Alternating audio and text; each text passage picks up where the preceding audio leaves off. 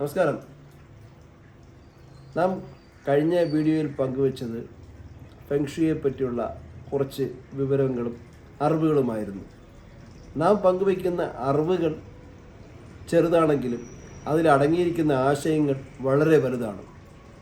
ആ ആശയങ്ങൾ നമ്മുടെ ജീവിതത്തിൽ പകർത്താൻ കഴിയുന്നതാണ് എന്നാണ് ഫെങ്ഷുയിൽ വിശ്വസിക്കുന്നവർ, അതാ ചൈനീസ് വാസ്തുവിൽ വിശ്വസിക്കുന്നവർ പറയുന്നത്.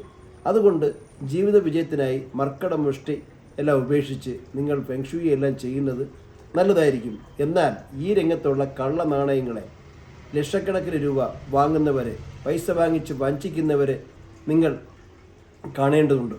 ഈ അടുത്ത കാലത്ത് ആറ്റിങ്ങൽ പ്രദേശത്തുള്ള വക്കമെന്ന് പറയുന്ന സ്ഥലത്ത് നിന്ന് ഒരു ആളെന്നെ വിളിച്ചിരുന്നു. പ്രദീപ് എന്നാണ് അദ്ദേഹത്തിൻ്റെ പേര്. പറയും സാർ, ഞാൻ ഗൾഫിലായിരുന്നു, വളരെയധികം കഷ്ടപ്പെട്ട് കുറച്ച് കൺസ്ട്രക്ഷൻ ഫീൽഡിലായിരുന്നു, കുറച്ച് കാശെല്ലാം ഉണ്ടാക്കി നാട്ടിൽ വന്നു. ഇപ്പോൾ ജീവിത വിജയത്തിനായിട്ട് എനിക്ക് ഫെങ്ഷുയിലൊക്കെ വിശ്വാസം ഉള്ളത് കൊണ്ട് എനിക്ക് എന്തോ വീടിന് ചെറിയ പ്രശ്നങ്ങളൊക്കെ ഉണ്ടെന്ന് പലരായിട്ട് പറഞ്ഞു.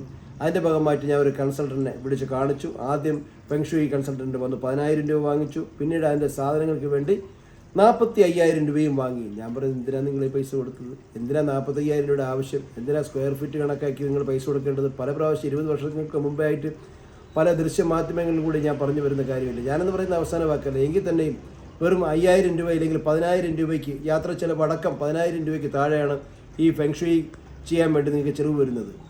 അപ്പോൾ നമ്മൾ ജീവിത മാർഗം ഇത് ആയി ചില ആളുകൾ ഇത് സ്വീകരിച്ചിട്ടുണ്ട്.